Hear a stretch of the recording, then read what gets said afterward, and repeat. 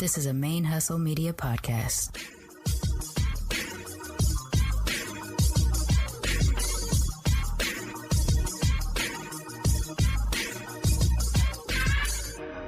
Hello and welcome to the show. My name is Jackie O and you're listening to Militantly Mixed. Yo, this is Rashani from the Single Simulcast. And when I'm not making you laugh or making up parody songs, I'm kicking back, listening to Militantly Mixed. Main Hustle Media podcasts are recorded on the ancestral lands of the Chumash, Tongva, Hohokam, and Yucateco Maya people, and we wish to pay our respects to the people of those nations, both past and present. Konnichiwassup Cousins. Welcome to Militantly Mixed, the podcast about race and identity from the mixed race perspective. I am your Sir Auntie, Charmaine Fury, aka the Blasian Blurred, and this is episode 210, and my guest today is JD Banks, which is one of the few people who have been on this show who I have met in meat space. JD Banks is the creator of the Black Nerds Expo in Maricosta College in Oceanside, California, and I have participated alongside my co-host Sean Bay, aka Blurred Vision, for Blurred Comics since 2020. 2020, right before the pandemic, we attended the Black Nerds Expo as a podcast on February 29th, and then literally a week later, the world shut down because of the pandemic. I mean, I remember shaking hands with people and us going, there's something on the news about we're not supposed to be shaking hands. We didn't even know what we were getting ourselves into until like a week later, actually. So that was the last event that I attended out in the world before the pandemic shut everything down. In 2021, we participated in the Black Nerds Virtual Expo, where we got to have our little panel to express what it's like to be blurty podcasters. And I also participated in watching a lot of the other panels there as well. And then in 2022, I missed the Black Nerds Expo because of travel.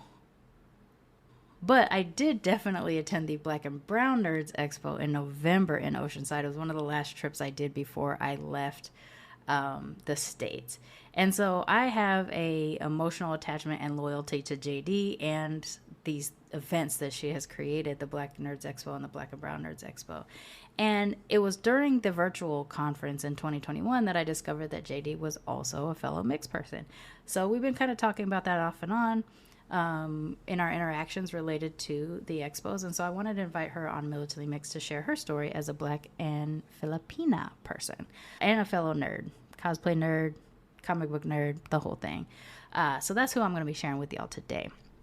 And I can even put in the social media post that there is a picture of us in person. So it's proof that we've met in meat space, which I'm excited about. So there, boom. Before we get into today's episode, I have a couple things I need to cram into this intro and try not to be too wordy, lengthy. You know how I talk. First things first, this is June, so this is Pride Month. And while I do tend to be a little inconsistent in acknowledging and celebrating and honoring the heritage months, the Pride months, and things like that, especially in the last year or so, I haven't really been into it that much. I do share other people's posts, but I don't tend to make too much content related to these months myself. But I happened to find out just through email the other day that there is a Mixed and Multiracial Heritage Week in June 7th through the 14th. I did not know this until literally a couple days ago. I have been trying to push for Multiracial Heritage Month to be March because that's when I tend to make celebrations for it. But evidently we already had a week and I didn't know about that. So because Multiracial Heritage Week is June 7th through the 14th and the month of June is Pride Month, I have recently taken on the co-leadership of the Mixed Queer Club, aka the CMRS, Critical Mixed Race Studies, caucus for people that are in the intersection of mixedness and queerness, alongside my friend Jen Lee, who you would have heard from in the Chicanese episode from a couple years ago. She and I have taken on the co-leadership of this queer caucus, and we've had one meeting so far back in April. We will be having official meetings quarterly, so our next one will probably be in July or August, but because of June being the intersection of both Mixed Heritage Week and Pride Month, we are going to have a Mixed Pride event on June 14th. Now, the details for this event will become available later on in the week because we're actually still in the process of planning it. But because of the way my episodes time out, I wanted to throw it in there to keep it on your mind. So for those of you who are listening that are in the intersection of mixedness and queerness and might be looking for a safe space to participate within that intersection, head on over to our Instagram, Mixed Queer Club. And you can also go to our newsletter, mixedqueerclub.substack.com, and learn more about our caucus and also about our upcoming events. So like I said, we are going to be finalizing the setup this week, so we'll be posting about it later on in the week. But I wanted to let y'all know because my next episode doesn't hit until just 2 days before our next event. So, mixed queer folks, check us out. And then our next thing is, you may have noticed on social media, I reopened the submissions to the Be Your Mixed Ass Self Anthology. And it might sound a little bit wild because I initially extended the period and then I closed it down. We've gone into reading and reviewing, and also in the process of setting up publishing, we discovered that actually we have far more pages available to us to print than I thought. So we decided to let's go ahead and beef this sucker up and reopen, I guess, not extend because it has been closed for a month, reopen the submission window till June 30th. So if you were working on something, but then the window closed, or maybe you didn't start working on something until after the fact, or you were hedging and you're like, I'm not sure if I want to do it. Now is your time to get your nonfiction essays or your poems about you being your mixed ass self, about mixedness, your feelings, thoughts about being a mixed person, whatever within mixedness is speaking to you at the moment. You now have until June 30th to get those in, and hopefully we can get a slightly more robust first edition of the Be Your Mixed Ass Self Anthology this year. And this has been a learning process the whole time, and I'm excited and enjoying it, but also, there's times when I'm like, oh, did I make a mistake closing the window so early, or, should I have waited till the end of the year and things like that. But I'm excited about what I've read so far. I'm excited about people who have agreed to send in something after we opened up the window the other day. So yeah, let's get this done. So if you would like to read the guidelines and the requirements for your submission, please head on over to militantlymixed.com and click on the Be Your Mixed Ass Self Anthology tab. There you will see all of the guidelines and requirements for your submission. You will also see a PayPal button for you to submit your fee. And also, if you want to donate to help the publication costs, you can also do that on that page. So scroll all the way down if you want to get to the donation tab. Do not scroll past the submission requirements if you are going to submit. I am aware that there are some people who did not read the submission, just sent something over, and I've had to kick a few things back because of it. But as long as you read those submission guidelines and stay within them when you do your submission, everything should be all good. So check out militantlymixed.com, check out the Instagram, and get your submissions in here. We are heavier on poems at the moment than we are essays, but we're accepting both. So feel free to send those in, and hopefully we'll get some more essays in there as well. Is that all? Yeah, that's pretty much it. You may notice I have my microphone back. Thank goodness. I finally sound like a podcaster again. But I do have some, new house, new challenges. I am officially fully 100% moved into my new house here in Merida, Mexico. My studio room, though, is too hot to work in. So I have to save up a little money to get an AC unit so I can put it in that room. It's the only room in the house that doesn't have AC, oddly enough.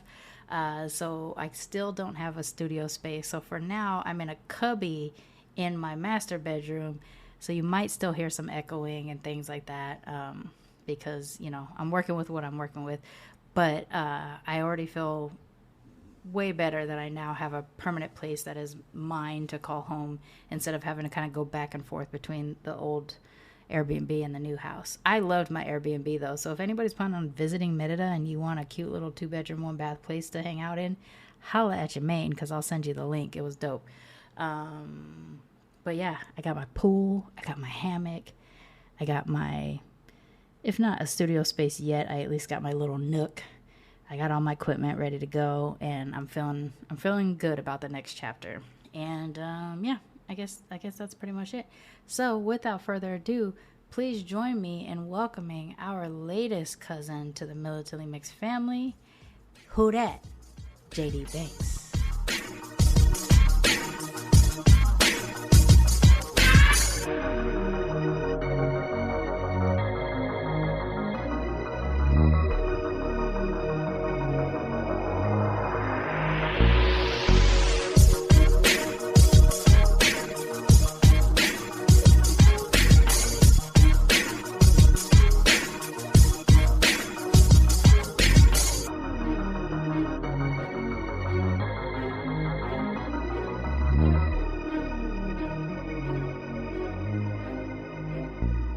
And today I am joined by one of the few people who's been on the show who I actually met in Meet Space. I've physically shared Meet Space with my guest today. My guest today is JD Banks. JD, why don't you introduce yourself to everybody? And let's get into it. Hi, I'm JD. I'm the creator and organizer for the Black Nerds Expo. Do a lot of other things. But I'm glad to be here. Yeah. So the first year we met, it was because Blurred Comics, my other podcast, we were going to vend at the Black Nerds Expo, which we did right before the pandemic hit, literally a week before the pandemic shut everything down, like the last thing we did outside. And then the following, what happened? The next year we didn't do an in-person one, right? We did the virtual one. And then the following year we did get to do an in-person. Oh, yeah, what? The Black and Brown Nerd Expo was the in-person one that we got to do. So like I said, I don't always get to have people on the show that I've actually met in the real life and real meet space. So I'm excited about that. But that was kind of when I sort of realized that you were also a fellow mixed person. Why don't you let everybody know kind of like what your why don't you let everybody know kind of what your heritage is, and then we kind of go from there. So my mom's Filipino and my dad's Black. On my dad's side, we actually are from stories of her Cherokee, Native American, and then my mom's side we're Chinese descent, but Filipino Black. So culturally, like growing up, did you have access to like Filipino culture and I guess Black Americans specifically? Yeah. Before my parents split up, we spent I lived with both my parents, and like my mom didn't really teach us like how to speak Tagalog, but we grew up with the food, we grew up with some of the customs, learned who Buddha was, and then learned who Buddha was. yeah. Like, I mean, come on, you're a Black kid in a Chinese food restaurant when you're like 5 or 6, and you're just like, who's that little fat guy on the statue? Like, why is he so happy? Yeah, my mom was like, that is Buddha, and I was like, who's Buddha? Like, I don't know who that is. Why do they have a statue of it? You know? So, and then my mom, we actually did have like sometimes celebrate like Chinese Lunar Year, and so some customs like kind of filter down, just being Chinese descent, but mostly we're Filipino, but I think that we spent more time with my Black side of the family that were from up north than my mom's side, because my mom's side was on the West Coast at the time. So I'm not even a native to the West Coast either. Okay. I can say I am now because I've been here for half my life now. But just didn't grow up. And part of the reason that my brothers and I didn't grow up with knowing Tagalog is because it wasn't really because of my mom. If you ever hear other Filipino Americans' histories, that a lot of them will say like, "Oh, our parents wanted us to not have an accent." Yeah, and so same with Japanese. Yeah, a lot of I've heard that story so many times of folks that are multiracial, multi-ethnic. So there's that, but the other part was that my father didn't want us talking smack behind his back in Tagalog. So yeah, so it was that, part of the reason why they're divorced, but the control freak of my father. And Oh, that's so funny. we only knew the bad words growing up, and or getting yelled at, in English or broken English. And Yeah. so I have to say, like, the first 11, 12 years of my life, I really didn't know my mom that well because we didn't know the language. My mom had trouble speaking English sometimes, and just having a control freak of a father. So, and then when we finally came out to the West Coast, that's where we met all of my mom's side. And that was really interesting because it was like, okay, now here's your culture shock, not just going from East Coast to West Coast, not just now being in a single parent household, but also like, here's this whole set of family members that you don't know, you don't know what they're saying, and you don't even know like some of the customs either. So it was just kind of a real big culture shock.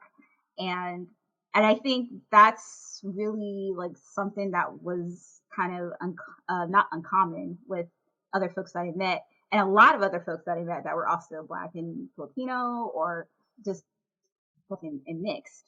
And so that was interesting to finally meet, my folks, Yeah. So. Yeah. And being Black Asian too, like, I mean, I'm meeting way more now than I ever have before, but to try to explain, like, we were, even as light as I am, we were just Black. Everybody we knew was Black, our family was Black, and with the exception of what I call being weekend Japanese, where I kind of got to really sit in the Japanese-ness in my grandma's house and stuff, even that came with rules. Like, Japanese, similar to Filipino, come here and assimilate. They don't live within like a Japanese neighborhood necessarily. I think even Filipino people probably live around Filipinos more than Japanese people necessarily live around Japanese people. But you still don't do the language. You do some of the customs because it's just natural part of, your family is there. So like my family would go to Buddhist temples all the time. I know how to pray at a Buddhist temple. None of us think of it as that. Like we're just like, this is just a Japanese thing that we can go and do. Like, go stand there, clap 3 times, put a coin in. Like, that's literally like, we don't know really what we're doing. We just kind of understand that this is the thing you do when you go to this place. But then anytime, all the other times we were just Black kids, and all of our friends were too. So that was just how we Japanesed, like just on the weekend kind of a thing. And with the exception of food, and like only knowing when like grandma was mad, or we could also say the races of people so that we could talk about them, without having to, we could do that too. But same thing, like there wasn't a whole lot of, it was almost like a fear in the sense with my grandmother, because she married a military guy. So the military told her, don't teach your kids. But with Filipinos, like there's so much American imperialism that took place and stuff like that, that I think it's probably a similar kind of fear, but it's probably conveyed differently than like literally the military being like, don't do this. Yeah. Well, both my parents were in the military, so it's hard for me to imagine my short little Filipino mom who has trouble running, like being in the military. And then I can see my father, because my father could outrun us till we were like 12. So like, but my mother, I was like, I don't know how you got into the military, but honestly, I would say most of my family, especially the males in my family on my mom's side, were in the military, and I'm actually one of the only ones that wasn't in the military. That you didn't go? Yeah, I didn't go either. No. No, thank you. No, thank you. No. But yeah, I also noticed that too with the whole military mindset, I guess, is like just try to fit in and not. I guess more of a Japanese saying is like the nail that sticks up must be hammered down. Kind of that kind of idea. Yeah, I totally feel that too, like all the time. It's like literally even within the culture back home, you assimilate to the larger group. So you can't come here and expect that you're going to be like a full ass Japanese individual. Like what? That doesn't make any sense. And I actually grew up with more Filipinos than I did Japanese. I grew up at West Coast, so and also if someone looks at me, depending on what my hair looks like, if they think I'm Asian, they think I'm Filipino. But if they I can don't see think that. I'm Asian, they think I'm Puerto Rican. That most people just think I'm Black, and I'm just like, some other mixed people, other mixed people, like, you Black is something else. Asian probably. Yeah. I don't know what it is. And actually, I had some conference recently, and like another Black and Filipina woman was just like, "You Black and Filipina, aren't you?" I was like, "How Hell did yeah. you know that?" Like, I don't want to guess that of anyone, but yes. How did you know? You know? Did it feel good in the moment that you like actually got correctly identified? Yeah. It's so funny. It's really funny. I just like, all right. I don't want to call it like a superpower or anything like, oh, no, the mixed person knows that other person mixed. But I'm like, we're all, at the end of the day, we're all mixed, you know? But like, it's just funny. And then you have folks that are just like shocked, like, oh, you're not just Black. I was like, yeah, I have more. Open your eyes. Yeah. As a mixed person, like I know that my lens for faces is different than a monoracial person. Like I know I'm kind of actively looking to see if I can detect. And then so the next thing is, it's not just are you ethnically mixed, but are you cultural? Like are you walking around with a mixed identity or whatever that means? And so when I see people, I'm looking at them and I used to do the uncomfortable thing, what are you or something, but years of not liking that being done to me, I finally learned to just say, are you, like, give it forward if I think the person's mixed, where I'm like, hey, I'm Black and Japanese, are you like me, are you mixed too, or something like that, to like try to give someone like that way I don't guess, because I mean, the things that people think I am are never there. Like, I'll never ever get a person that shows up and like, you Black, Japanese, and British American? Yeah, that's not gonna happen. But I imagine if it happened, if a person walked up to me and they were like, are you Black and Japanese? I would die, like right on the spot. I think I would just be so excited that someone nailed it. You just need to live in Japan then. I guess. Well, but like in Japan, they don't really acknowledge your mixed folks. Like I have a friend actually who was a Japanese citizen, fluent Japanese. And I mean, his ambiguity is very, like pretty much just in his eye, like in the fact that he has a fold like I do but other than that, Japanese bone structure, like the whole thing, hair, the whole thing. But detectable enough for kind of the more supremacist Japanese, which is a thing, where they've actually received like harassment by police not believing them, hotels not checking them in, restaurants not serving them, because there are some restaurants in Japan that are not for foreigners. And so they'll just assume, like they literally just say usually on the outside, like no foreigners and stuff like that.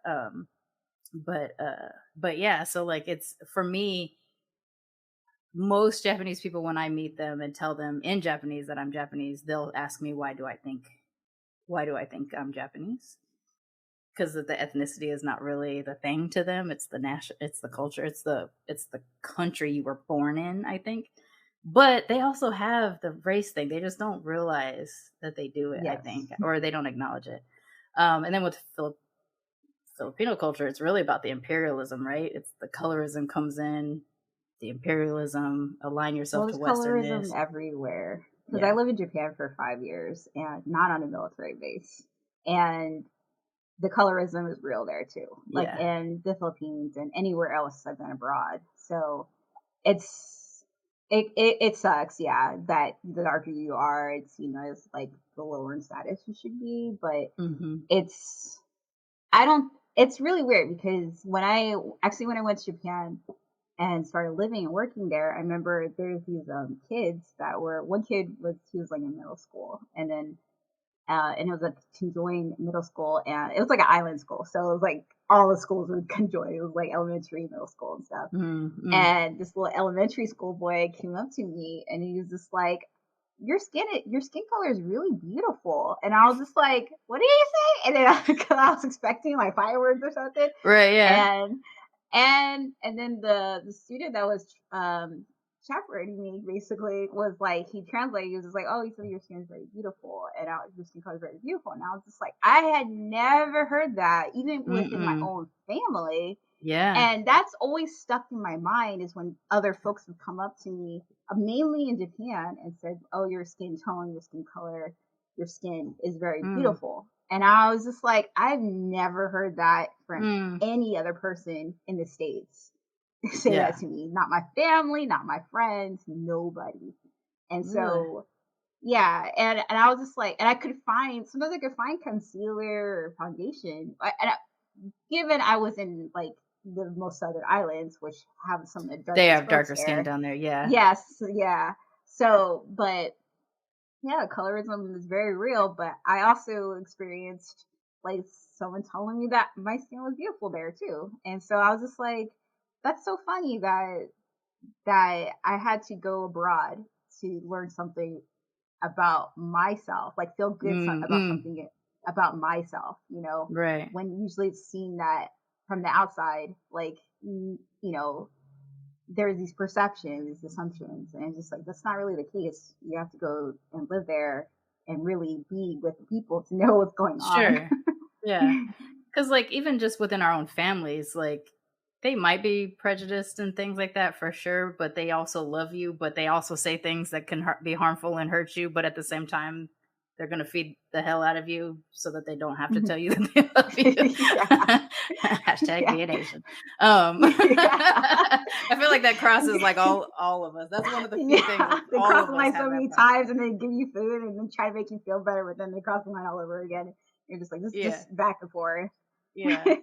But I agree with you. The living abroad or even just being abroad thing, the acceptance that I am experiencing right now, just as like a brown person walking around, like I'm kind of invisible here. Now I'm in Mexico.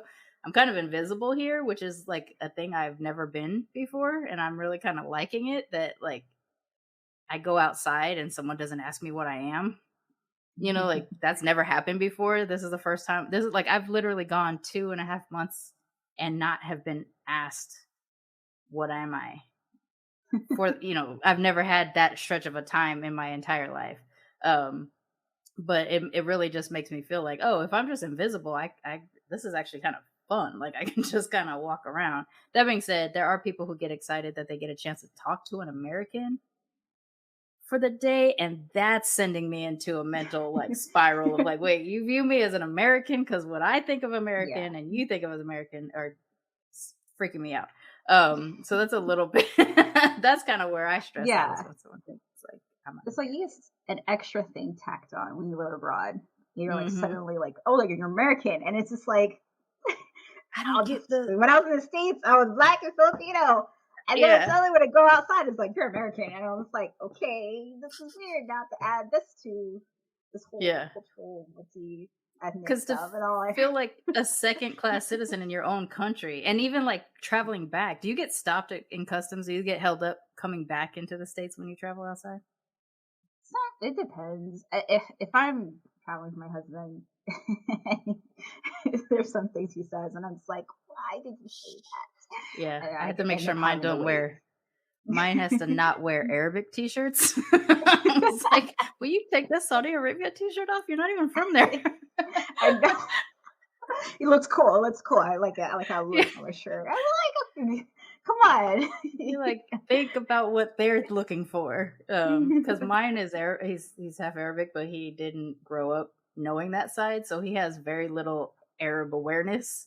And then we go through an airport, and I'm just like, Habib, like, will you stop going? Will you stop acting like you're a white person?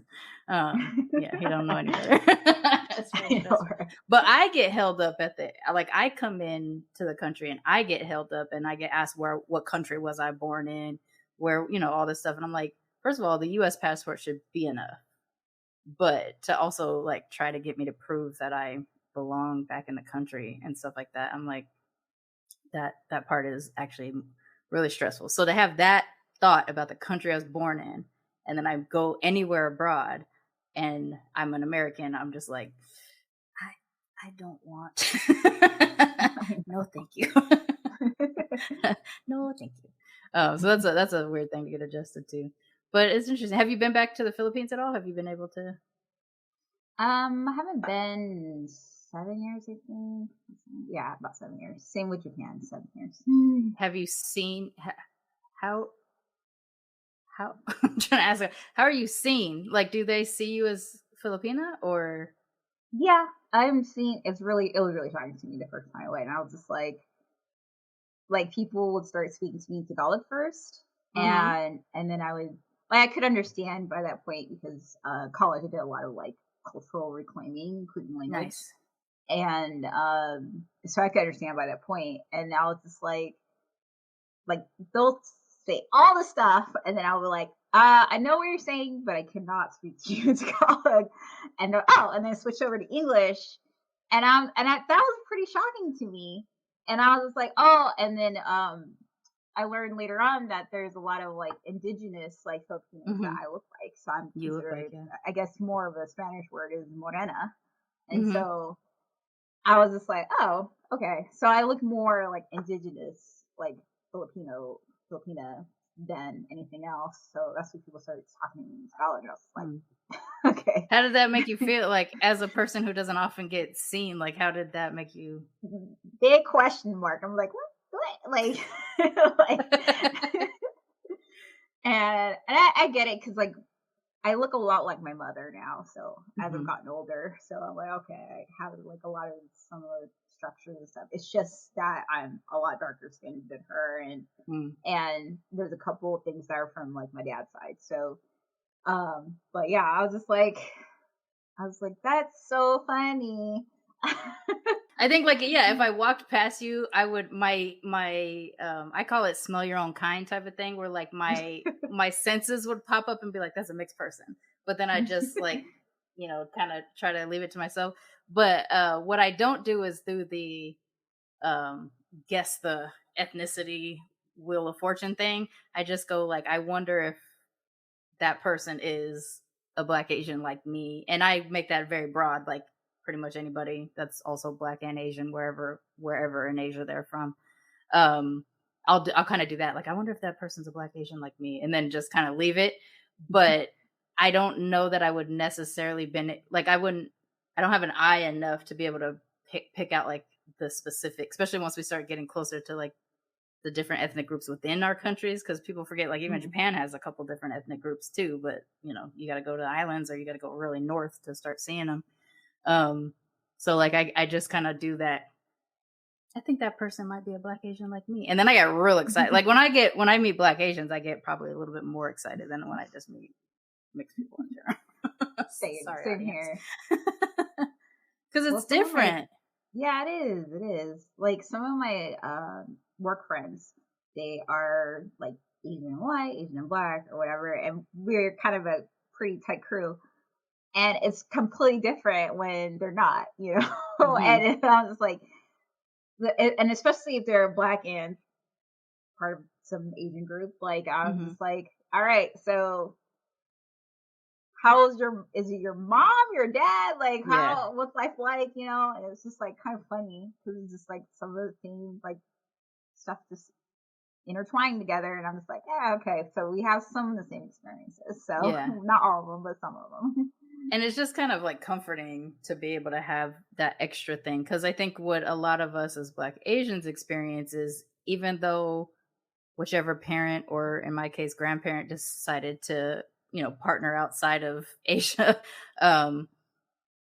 the preconceived notions that they're picking up aren't even necessarily from their own culture. Like, they're absorbing the American stereotypes, culture, things that they're hearing and stuff like that. And so you're constantly having to kind of undo that in your own family. It's just like, no, you heard that from white people, leave it, that's not that's not a real thing or something, which gets, it kind of gets a little bit tough. And then Asians are also pitted against other non-white minority groups because it was they excluded Asians from the country and then literally started letting them in to exclude Black people, so it's like this weird hierarchy thing that's happened.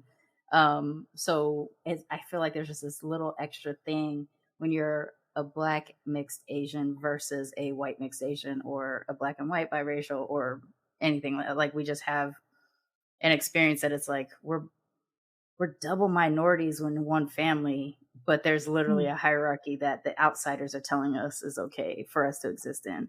And that's not always fun. That's not always easy for us to deal with. Or especially like the sexism within the different cultures. Like I know, like, from my mom's side family, like, the women are seen down here and the guys are seen up here. And I'm just like, okay, like, I'm doing all this other stuff, and then my male cousin could be doing something else that's just in their vicinity. And I'm just like, all right, well, I've gotten awards, I national know. awards and stuff like that, like, or recognition, like, and no one says anything or say, oh, congratulations. But like, as soon as one male cousin or male person does something, like, it's just like, oh my gosh, everyone be on I Facebook know. Messenger. I was like, okay, like, Like he graduated high school. He's supposed to. I got an award for something I didn't have to do. yeah. And I'm just like, all right, like, or like some of the customs, like, if a guy got divorced, it's like okay, but then if a girl got divorced, it's just like, whoa, no, You're there's something tainted. wrong with you, Yeah, yeah. like, Oh man. No, for I'm just real. Like like, that's a real thing.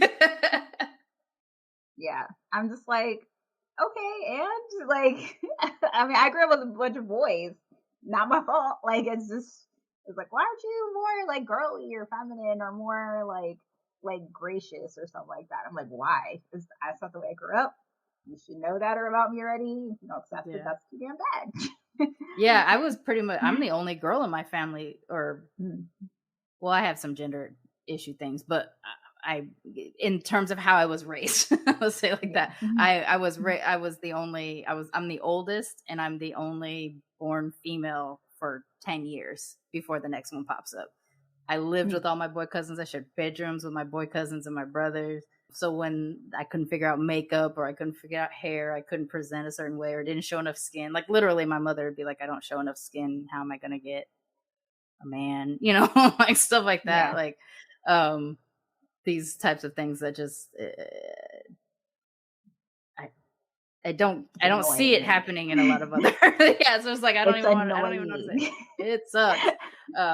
And they don't, yeah, you're right. They don't have to do nearly as much to get the praise. And I mean, so I've separated myself from a lot of that just because one, my gender thing is, I guess, too complicated for some people to adapt to, and the not fulfilling certain gender role expectations always the thing. And literally, like, I'm not doing anything that's particularly masculine or feminine. I'm just doing something. Just be you, right? Yeah, I'm just like, and suddenly someone had to say something unnecessary. I'm like, no one asked me first. And two, I don't really care. So what was the whole point of this, by the way? Yeah. So going back a little bit to the way that you and I met, you had organized the Black Nerd Expo at Miracasa College, and a lot of that, even though it was a Black Nerd Expo, even the first one, it was still very multicultural. There was room for all kinds of people. You did eventually create also the Black and Brown Nerd Expo, which is at a different time in the year. You're doing both throughout the year now, going forward?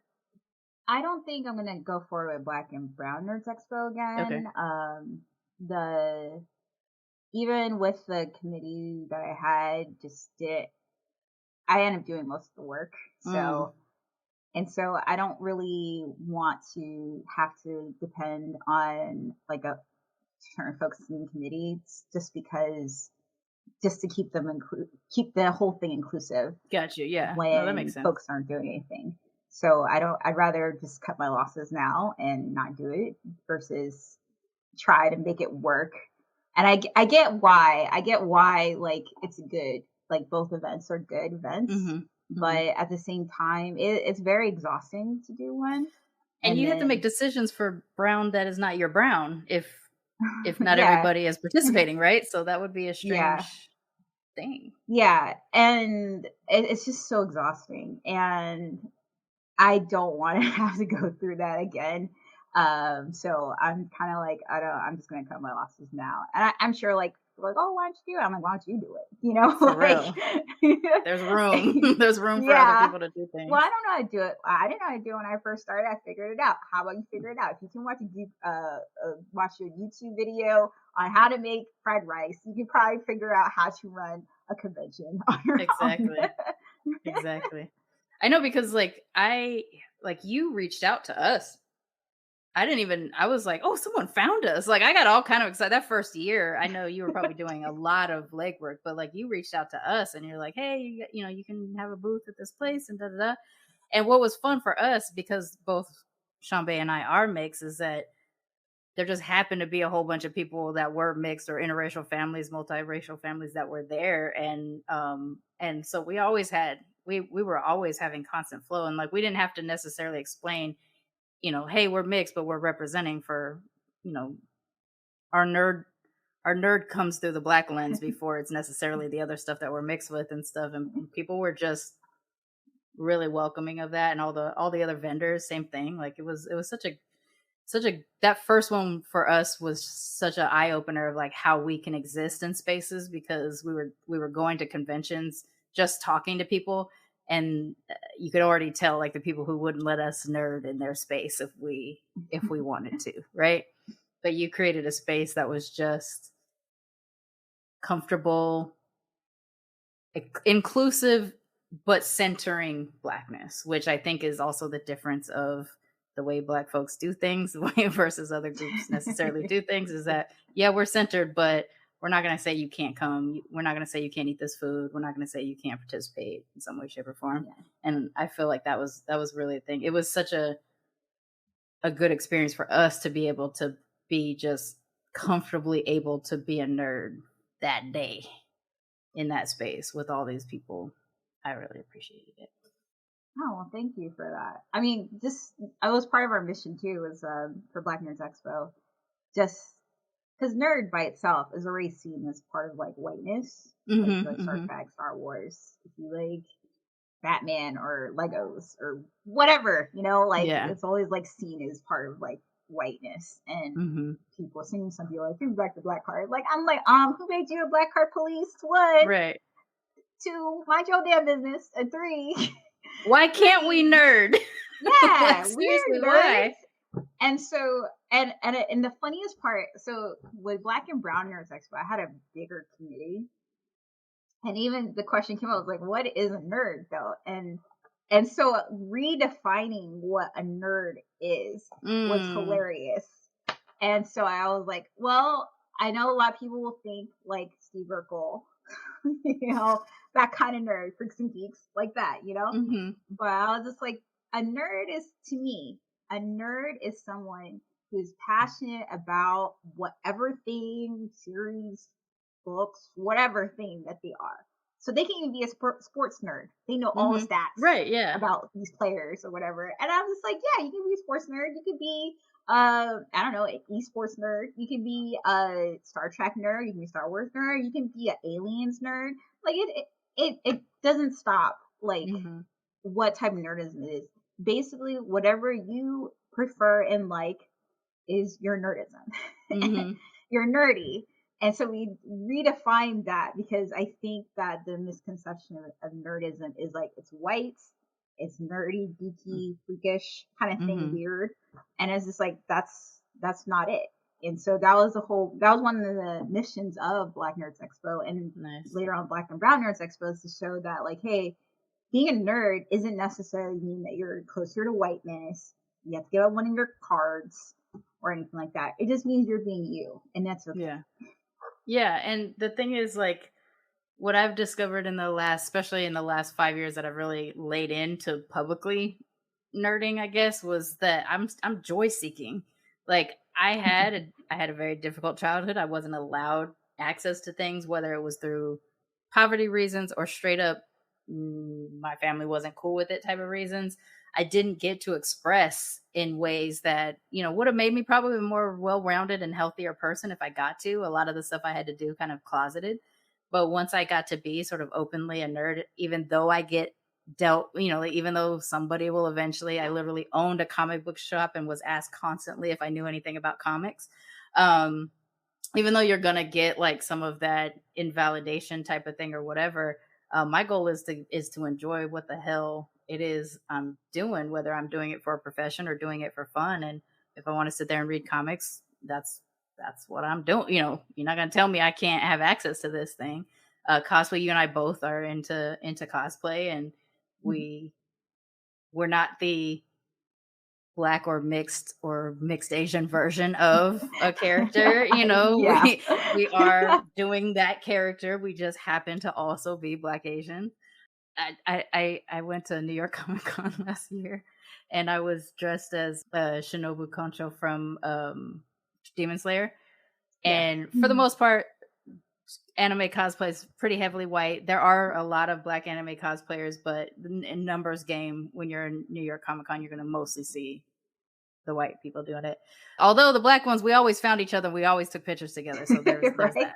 There's that. But as I'm walking past these really two tall white guys, they looked down at me. They literally just like stopped, looked down at me, and said, as if I was not there while they were speaking to each other, "That's a pretty good Shinobu. She kind of looks Japanese." And I started laughing as they walked away because I was like, they're not wrong. I do kind of look Japanese. But at the same time, it was like, ew, that you could just say that out loud and not, you know, like, I'm here. I'm the person that you're talking about, and you made eye contact with me, but you talked about me like I wasn't there or human. Again, I think that's like a weird way to sort of invalidate people's nerding when we're like literally all here searching for something to enjoy, which is another thing which I think nerd policing is very weird. Like, why can't we have fun? Why can't we enjoy this? Why do we have to have more serious hobbies, you know, as brown people, as Black people? I think that's never made any sense. But we also don't have a whole lot of places to exhibit that in, and the Black Nerds Expo gave us that place where we could just be nerds and comfortable. So I know I said it already, but I'm so appreciative of the work that you put into it. And I know you've put in a tremendous amount of work into it, and probably even have had self-doubt sometimes and exhausted to the point of like, do I even want to do this? But like, I know that for me and for the people I've interacted with there, it was really meaningful that you had put that time in to create that space. Why did you do it? I have lots of reasons. One of them was the one I explained earlier about showing, like, if you're a nerd, be you. You know, it's okay. It doesn't matter what your skin color is, what your cultural history is, your heritage, whatever. Just be you. You know, that was one of the big reasons I just did Black Nerds Expo. The other part was I kind of want to flip a little bit of experiment is flip the convention model a little bit. The conventional convention model, you know, is where, you know, you book a venue and then you have all the vendors pay like a lot of money for a space that they don't even know if they're going to be able to sell to, because they don't even know which audience it's going to be for, except for a nerdy audience, you know. And from a business standpoint, like, you can't just sign up for any convention without knowing like the demographics. And every convention is a risk, business wise. So looking at it business wise, I was just like, it kind of sucks that, especially for small businesses or folks that are just freelance artists or just artists trying to make ends meet, because let's just be real, a lot of creatives don't make enough to live off of fully. But asking this amount of money that might not seem like a lot, but just to pay back the venue, it just, to me, I know it's like capitalism at its best, but at the same time, like, this does not really help anybody. Like, it's almost like you're punishing the people that are running your exhibit hall almost for being there. And so if you don't have any vendors, you wouldn't have a convention. You would just have a bunch of like showcases, and that's it. And so to me, if there's no vendors, you don't have a convention. You just have a show. That's different. And so I don't think that business owners, creatives should be charged to be in a space that they should be in to make your event or whatever event possible. That's what I think. That's why I made a lot of the for Black and Brown and Black Nerds Expo, the vendor spaces free. And I tried my hardest. I try to do everything by the book. But since a lot of things are going to also change in the future, both at the school that I work with and then the city level, like that's also one of the reasons, another reason why I'm not doing Black and Brown Nerds Expo is because there's a possibility that they might not work with me and I might not be able to make it free anymore. And that's the one thing that I want to keep for any Nerds Expo that I do is, or any event thing that I do that's nerdy. I don't want small businesses, business owners, creatives to have to pay for space. It's actually a very good, it's a very safe space to be in, to be an owner or a business owner or a creative, and especially those that are just starting out. There's so many folks that it was their first time tabling for anything that they did for their businesses, and they didn't have to worry about like, am I breaking even at least? Yeah. So, and then the experience between the exhibitor vendor and the attendee completely changes that dynamic. So I also wanted to be a good experience for both the vendor and the attendee. And the only way to do that was to make those spaces free too. It was our first time tabling as that podcast. I've tabled for different things before, but yeah, I mean, like I've done conventions where we came within $500 of just the booth, like where we didn't even clear the booth cost, let alone the gas it took us to get there, the carting stuff over, you know, all that kind of stuff, and that does change the experience. Because I mean, really not knowing who the audience might be is a pretty scary thing. And just like, I mean, I've been to cons as a customer, walking up to a booth and being told like, what are you buying something for someone else? You know, like, do you know what they're into? And I'm like, well, it was going to be for me, but you just gave me what I needed to walk away from, you know, like you're not even, the vendor is not even thinking that you might actually be a comic book nerd or whatever, you know, in my case, it was comics and stuff. So I think, I think you're right. Like that it did create a safe space to give us a chance to just kind of exist within the people and actually gave us like time where we could sit there and talk to the people that would come up to our booths longer, because we weren't worried about clearing them out to get the next person to come on in the hopes. And in our case, we weren't selling anything, but we were hoping we were gaining more audience members so that things could eventually sell, you know, like down the road or something like that. For the first time that we tabled with y'all. And it was nice. I actually had people who listened to Militantly Mixed who came to both the Black and Brown and the Black Nerd Expo because I was going to be there. So it was a chance of like, they were going to come and see me in person. So that was fun. Like, cause it was just like how people don't get a chance to see me. So they were like, you're going to be somewhere. I'm going to go see you. And it was dope. Like it was great. A nice opportunity.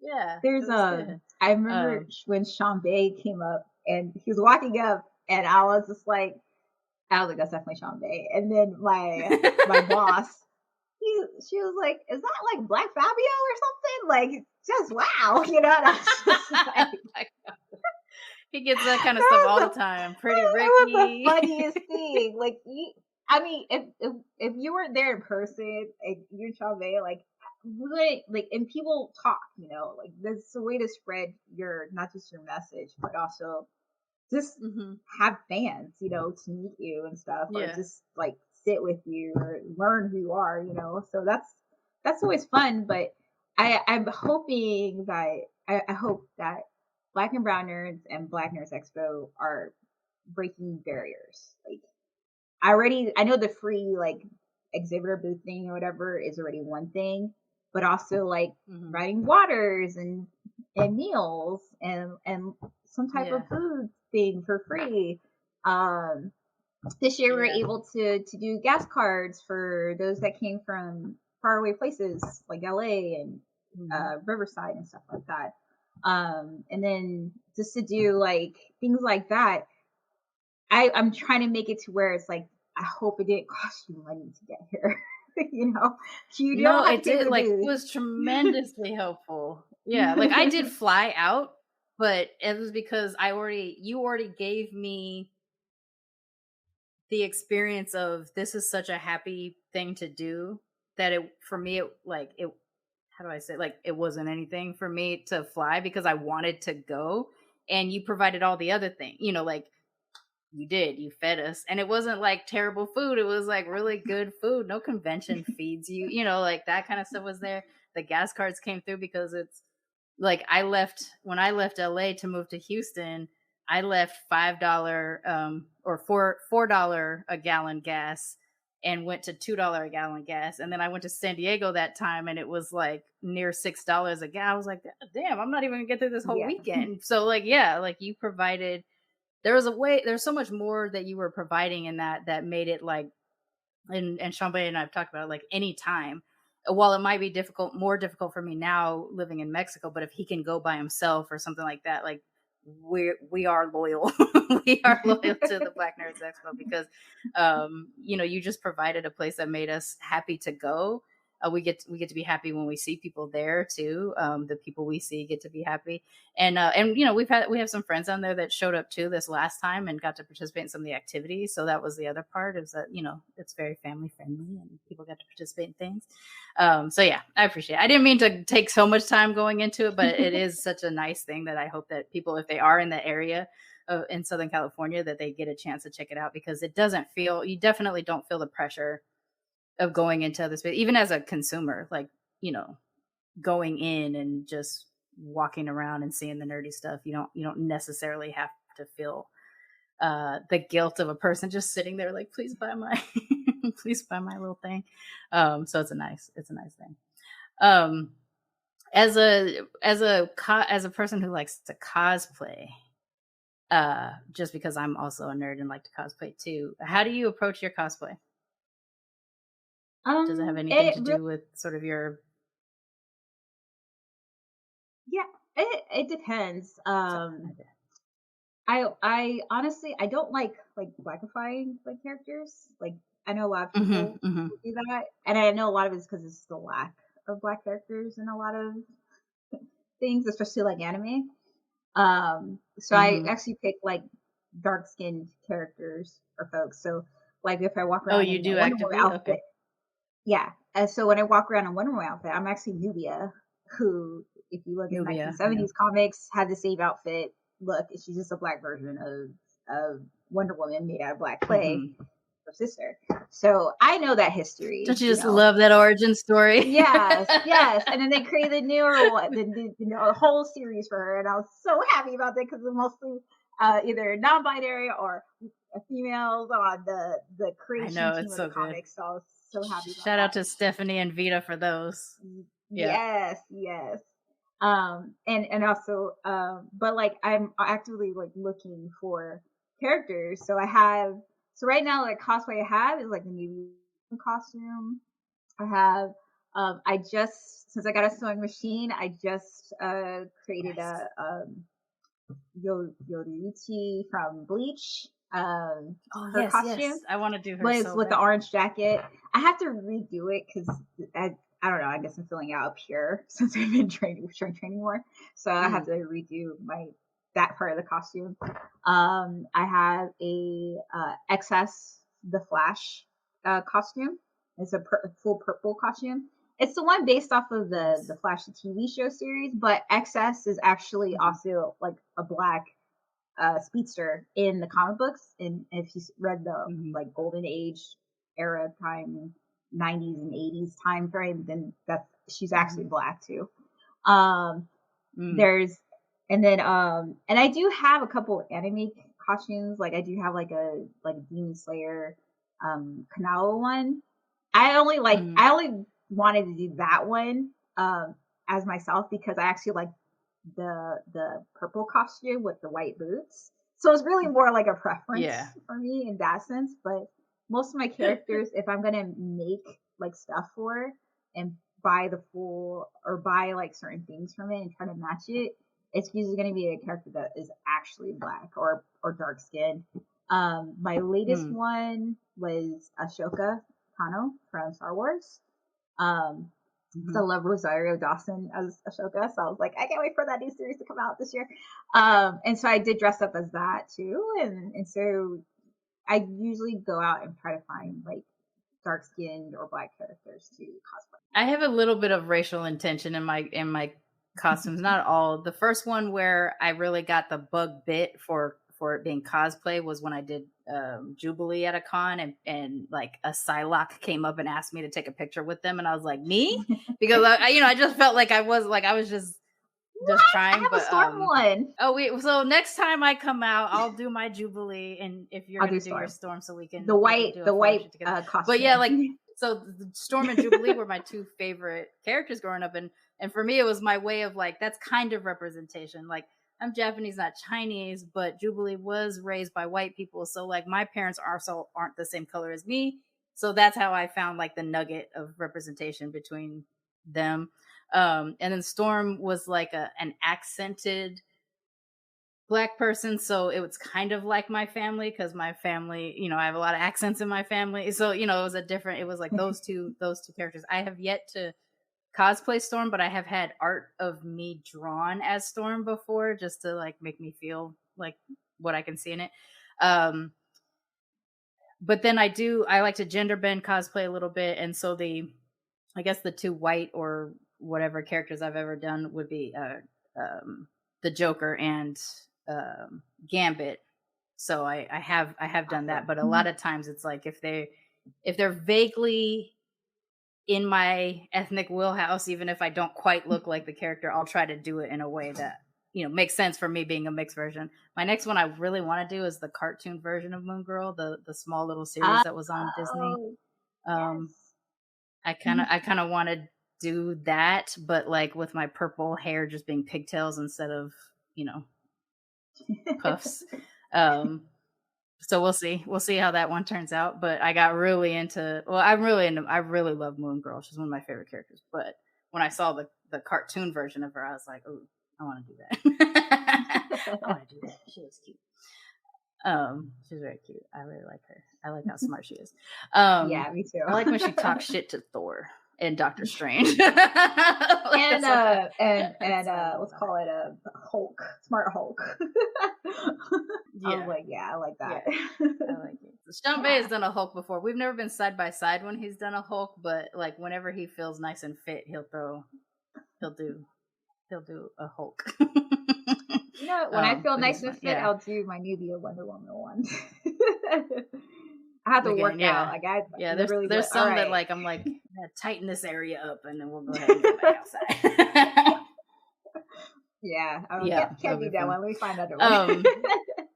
Before we get out of here, one question I do like to ask all of my guests is, what is something that you love most about being a mixed person? I like surprising people because I get to use their own assumptions against them.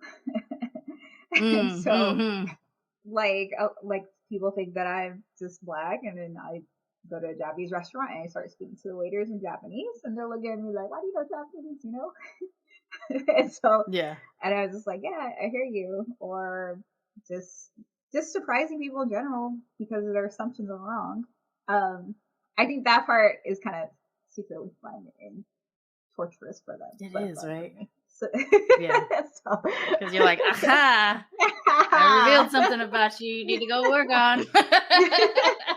Like, oh, okay. Oh, you speak Spanish? The guy looks up my daughter. I'm like, no, I just learned. So I'm just saying some words I already know. So Oh yeah, like I can sound like I speak Japanese. I definitely understand more than I speak, but I certainly understand more. But if I need to, I can sound like I speak enough Japanese for like the 4 sentence that as I know really well. Yeah, it's fun. I appreciate. I like that. I know there's some people are like, you had to be nice, but I don't need to be nice about this anymore. I've had a lifetime of people misidentifying me, deciding I don't look like the thing I told them I was. So if you get a little uncomfortable when you hear about what I am, that's on you. I got no room for it anymore. Yeah, or people start talking smack about like other people and stuff. I'm looking at them like, who are you? Like, I always think that in my head. Like, when people start talking smack about things like that or saying stuff out loud, and I'm like, who are you? Why are you all up in their business? And they're like, oh, I didn't know you were listening. I'm like, oh, I didn't know you had those kind of thoughts till you said that. Yeah, it shouldn't be that someone could hear you. It should not be that. That That should not happen. And I will say that out loud too. Like, who are you? To them, to anyone here. Like, and then just like, why you say it like that? Like, why you have to say it like that? Like, yeah, I know. For every question you give me, I can hit you back with the exact same thing. So everybody needs to calm down. Acting a fool out here. Why don't you tell everybody how to find you if you wanna share with folks how they can find you? Well, we did talk a lot about Black Nerds Expo, so we did end up find Black Nerds Expo at blacknerdsexpo.com, Black Nerds Expo on Instagram, Black Nerds Expo on Twitter. If you're looking for me, my personal one is on Instagram is JD Hudat Banks. There's a lot of underscores in there. There's underscores. Yeah, you can find me. But it'll be in the show notes. Well, thank you so much for joining me. I appreciate it. Any opportunity I get a chance to chat and hang out with you, I'm happy for. So thanks for. I know you've been a guest on Blurred Comics, but thank you for also coming over onto Militantly Mixed too, so we can talk about this part of who we both are as mixed and nerdy folks. And to everybody else out there, don't forget, be your mixed ass selves. Militantly Mixed is a Main Hustle Media podcast, produced and hosted by me, Charmaine Fury. Music is by David Bogan the One. You can follow us on social media on Twitter, Instagram, and Facebook at Militantly Mixed. If you'd like to become a sponsor of Militantly Mixed, please go to patreon.com/militantlymixed for monthly sponsorship or paypal.me/militantlymixed for a one-time only donation. And if you like what you hear on Militantly Mixed, please subscribe, rate, and review on iTunes or wherever you listen to podcasts. And don't forget to be your mixed ass self. Main Hustle Media. Turn your side hustle into your main hustle.